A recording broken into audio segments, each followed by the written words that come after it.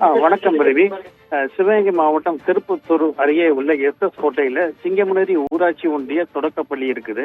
இந்த பள்ளியில 80 மாணவர்கள் படித்து வர்றாங்க.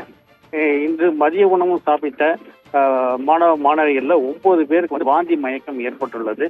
இதனையடுத்து அவர்கள் வீடுகளுக்கு வந்து தகவல் தெரிவித்ததை தொடர்ந்து அவருடைய மாணவியினுடைய பெற்றோர்களும் உறவினர்களும் வந்து பள்ளிக்கு விரைந்து வந்து மாணவ மாணவிகளை இருசக்கர வாகனம் மற்றும் ஆட்டோவில் அழைத்து கொண்டு அருகில் உள்ள திருப்பத்தூர் அரசு மருத்துவமனைக்கு அனுமதிக்கப்பட்டனர்.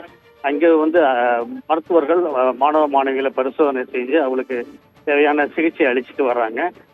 இதனிடையே வந்து கடந்த ஒரு வாரமாக வந்து தரமற்ற உணவு வழங்கப்பட்டதாக ஒரு குற்றச்சாட்டு எழுந்துள்ளது.